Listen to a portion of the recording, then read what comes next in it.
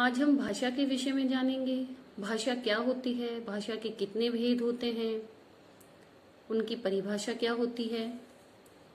भाषा भाषा वह माध्यम है जिसके द्वारा मनुष्य अपने विचारों भावों का आदान प्रदान करता है।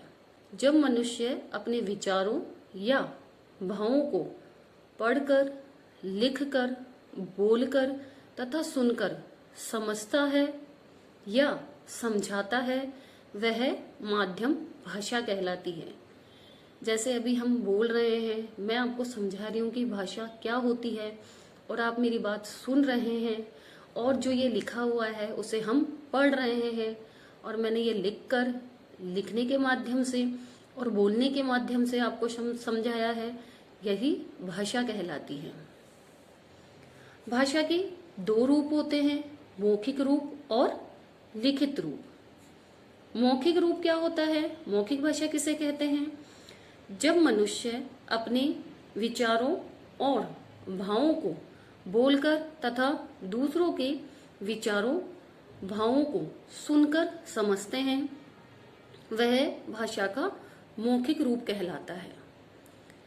उदाहरण के अर्थ देखिए, वार्तालाप यानी बातचीत करना, वाद विवाद करना, किसी भी विषय पे काव्य पाठ करना, ये सभी मौखिक भाषा कहलाते हैं।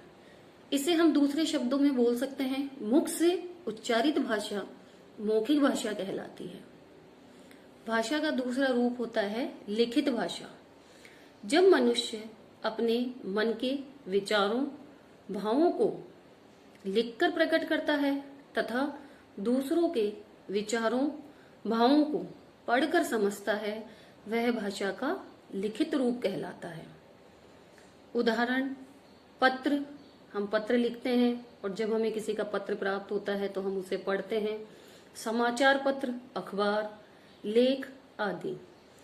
हम इसे दूसरे शब्दों में बोल सकते हैं, व्यक्ति के मन के भावों या विचारों को लिखकर व्यक्त करना लिखित भाषा कहलाती है।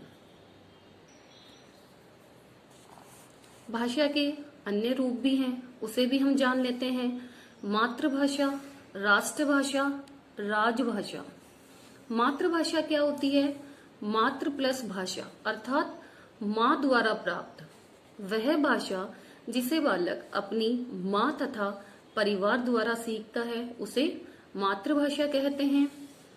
राष्ट्रभाषा, राष्ट्र प्लस भाषा, अर्थात राष्ट्र की भाषा, वह भाषा जिसका प्रयोग एक देश के अधिकांश निवासियों द्वारा किया जाता है, राष्ट्रभाषा कहलाती है। राजभाषा, राज प्लस भाषा, अर्थात राजकाज की भाषा, वह भाषा जिसका प्रयोग देश के कार्यालयों में कामकाज के लिए किया जाता है, राजभाषा कहलाती है। हिंदी को राजभाषा के रूप में 14 सितंबर 1949 को मान्यता दी गई थी।